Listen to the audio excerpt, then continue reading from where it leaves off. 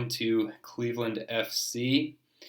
My name is Parker, and let's go ahead and get started today talking about Game Week 4 in Major League Fantasy Soccer. It is the most popular Major League Soccer fantasy game that there is. So just to get started, I wanted to take a look at some notes that I've got for this week. I've kind of separated things out as far as it's still a little bit early in the season, so my thoughts going into this are, stats are a little bit unreliable. So I'm really going on matchups and vibe. There's not much more to go on at this point in the season. There are some stats that I do like, and then that I have based these decisions on, but for the most part, I'm going on vibe, budget, and who I think is just gonna do well this week. So first, I've posted all this up on Twitter, so if you want to follow me on Twitter, it's Cleveland_FC. I currently have a robust 13 followers. Sydney, thanks for the follow, man. And Ben, Kathy, Schultz, 40 Kathy, Trudy, Donna, Nancy, 2 Nancys. There's no way that these are just hot girl bots and that I'm just having the early sort of days of a Twitter account that nobody's following. Anyway, let's jump back over and check out these notes that I've got for this week. This is the cool thing that happened a couple weeks ago. Like I said, I've fallen back down to 22 in the overall rank, but I was first place in week 2, so I will always have that fond memory to look back on this year. All right, so taking a look at some of the matchups that I like Atlanta at home against Portland. I like all of Atlanta: defense, midfield, attack. Forwards. I think a triple up is definitely worth it this week. I like New York Red Bulls defense against the Crew. We'll get into some of that in a minute. I like Orlando City against Charlotte. Charlotte has looked pretty clueless this year going forward. They're not quite figuring things out with the bringing in a new striker while they already had an established one. Kind of an odd decision. Toronto versus Miami. I oddly like Toronto's defense in that one. A lot of it's based on price, and some of it's based on vibe with Miami. I think that they're underperforming a little bit, and that this could be a good week to kind of pick against them. The Galaxy versus Vancouver. I like LA. I like some of their attacking options. Honestly, though, it might be worth taking a look at some of the Vancouver players. They did play midweek. It was a B lineup, but they did play midweek in CCL. So let's see. Also, rocking a kit today. This is a Mexico kit. Lo siento, Estados Unidos, pero a veces me gusta el tri. But this is a kit from my favorite player of the Atlanta United era when they got rid of, all of the players who were really big part of that team that, we fell in love with Atlanta United, who played there in 2017. We saw after 2019 they got rid of Gressel and Leandro Gonzalez Perez and just about everyone. They got rid of Tito Villalba. Greg Garza was gone, and they brought in some new faces, and they really made a difference. And this one really made a big difference and really made me fall in love with that new crop of players that were around. It was a bit of a struggle, but, around 2020, when he came in, huge things for Atlanta United. This is, hope you can see it. It's my Jurgen Damm. My Jurgen Damm jersey. My wife bought this for me. She has no idea why I think it's hilarious. Anyway, so here is some vibes, kind of going on to those picks. Atlanta United. Is Atlanta United back? Or are they back? I think Portland is going to struggle. Vander is going to be, I think he's out with an injury, and they've been pretty shaky in defense. We saw them kind of get picked apart by LAFC in, in that game, I think in week two.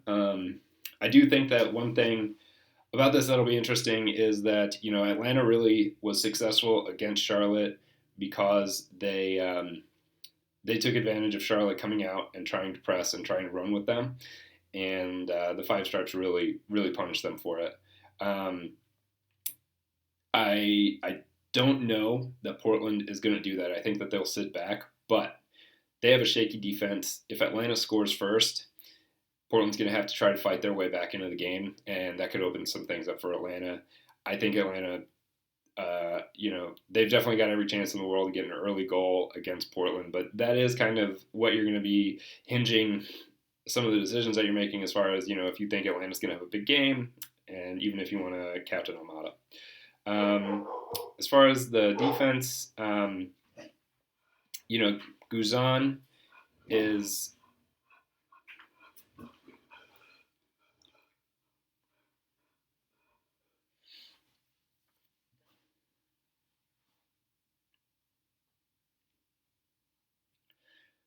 as far as Atlanta in the back, Guzan's not a bad keeper shout. Atlanta's only allowed 3 goals in 3 games, kept a clean sheet last week. Ibarra is a monster at number 6. Hopefully they keep him there and don't move him up to the 8 for some reason. Maybe Portland gets something in transition, but I think it is going to be tough for them. The Red Bulls, look, they're vibes, and John Tolkien is pure vibes, man. Like, there's nothing that he does other than just ooze vibes, and I think I need that this week. Trying to get back, climb up in the ranks a little bit. And the crew are good in the attack, but let's see how they do with the press. I think that they could definitely have a hard time breaking down Red Bulls there. Orlando City, Gaese, he's had a monster start to the season in CCL. He really kept them in that game against Tigres, kept a clean sheet. Charlotte is not very good at soccer. They might be the worst team in the league this year, so let's look out for them. Possibly to be even wooden spoon contenders. Orlando's attack hasn't quite clicked yet, but Halliday and Gaese might be an interesting double. Inter Miami's expected goals this year have been 2.8, 0.5, and 0.5.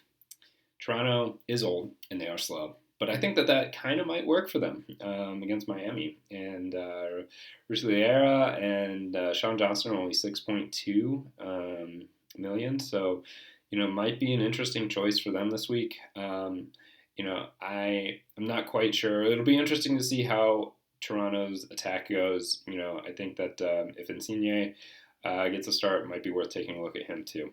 So Vancouver, I kind of mentioned that.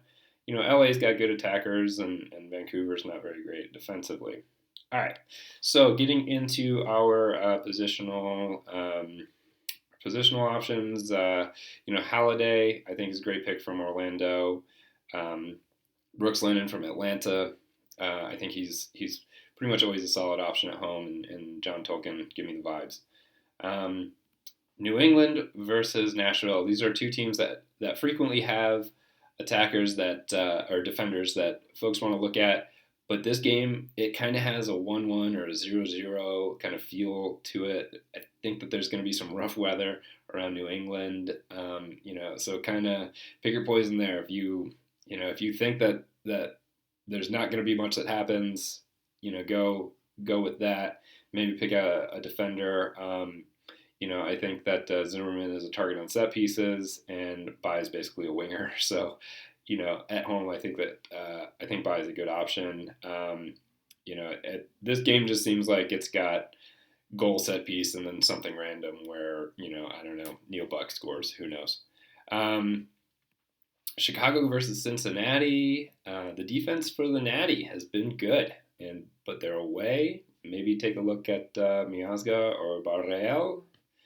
There's some cheap options with Colorado playing Minnesota.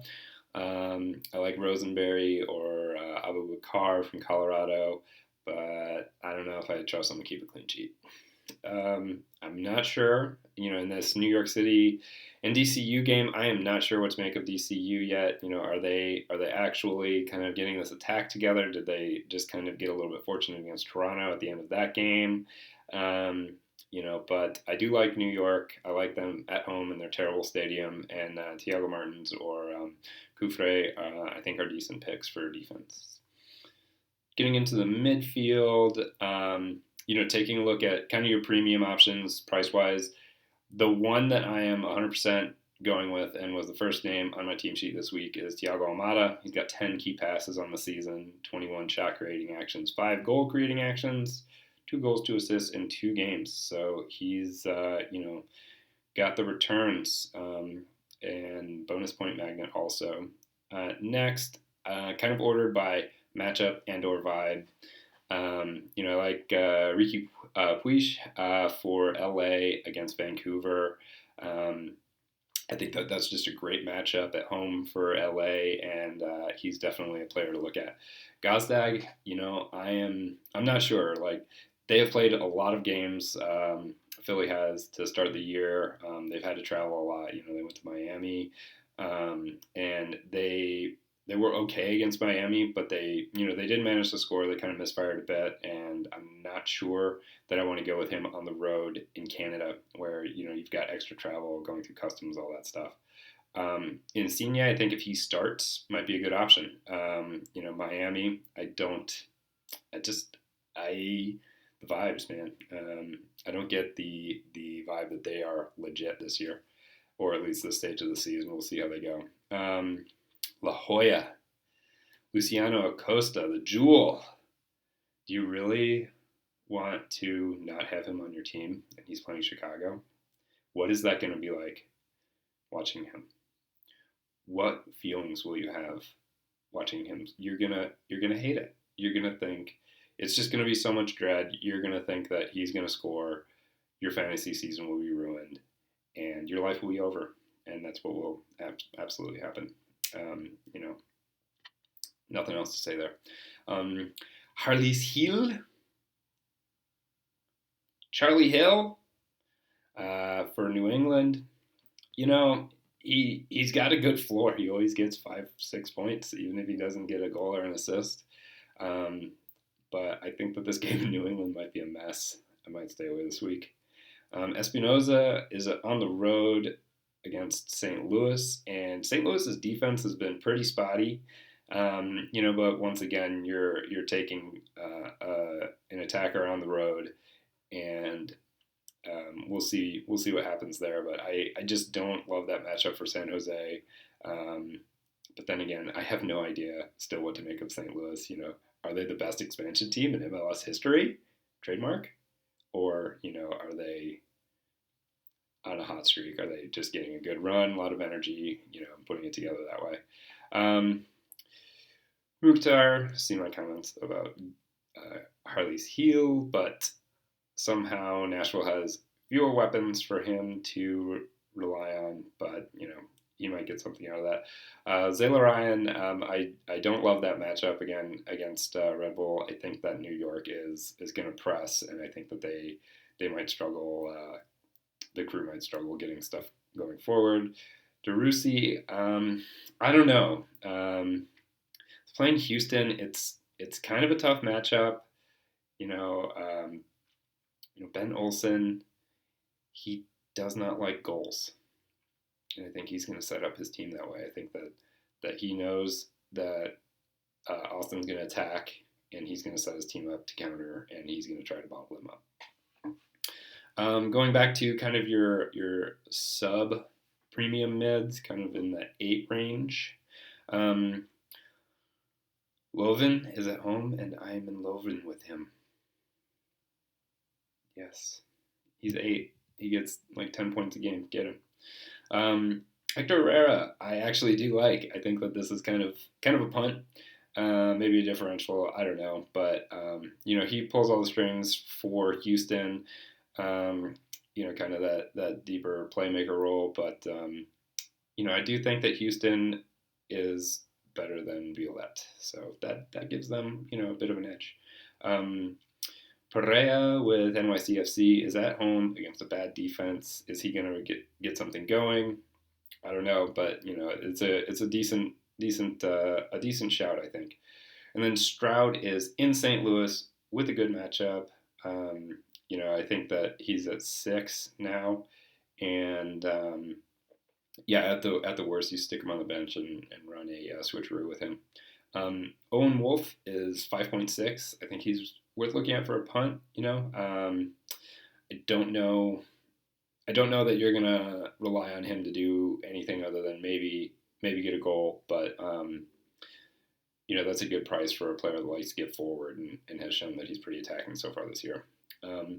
Forwards, it was a bit of a letdown last week. I went with 3 forwards, kind of spent a lot of money on my front line, didn't get any returns. But I think this week, Jolich against Vancouver, I like that matchup. Luongo with LAFC, he cannot stop scoring, and I like forwards that cannot stop scoring. And then João Klaus with St. Louis. St. Louis might be good, actually, and he's a good striker. He is not a fast person, but he can put the ball in the net. So, I think that that's a decent matchup for them, and if they're good, actually, they should win that game. Bernadeschi, I like him a lot versus Miami, but he costs a lot, so I'm not quite sure there. I don't know about the vibes on Jesus Ferreira against SKC. Peter Vermees is a guy who likes to shut down his opponent's best player, and I think that they'll be able to bottle up Ferreira, but I base that up just on Peter Vermees having a bulging vein out of his forehead. Araujo with Atlanta United, he's going to need a goal if you're going to want him on your team. I think he's very goal dependent. I doubt that he's on penalties still. So that is also something to consider. Some forward punts. Brennan Vasquez, he's got to score sometime, right? He's struggled to start the year, and maybe now against Chicago, maybe those are the good vibes that Cincy needs. Tyus Magno, he can score. He can. And DC isn't that good, so maybe worth a look. And then he's been sort of frustrating this year. He hasn't kind of popped off the way that he looks like he can. Maybe he's done too many curls. But Kate Cowell, is a under 6.5 forward, plays for an attacking team, seems to be starting every game. I think that he's a good pick. So your captain picks. I think that this is kind of a tough week for captain picks. I like Almada. I like him a lot. I think that Portland's going to have a tough time. He's got my armband right now. I could be swayed to maybe move it to one of the forwards. But it would be Bouanga. I just think he's so good and is probably match, kind of fixture proof. Seattle's very good also defensively.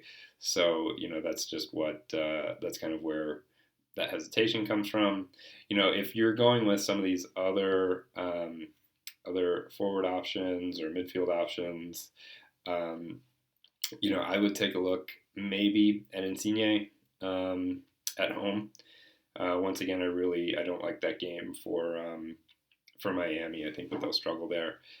You could even put it on Loven with St. Louis. I think that they're a really good team, and I think he's a great midfielder. He's really been the surprise of the season. So I guess that we will see how everything shakes out there with this week. And so I hope that you liked the video. If you did, hit that like button. Please subscribe to the channel, and if you want to, leave some comments, and be happy to chat a bit in the comment section. So thank you for tuning in, and see you on the next one.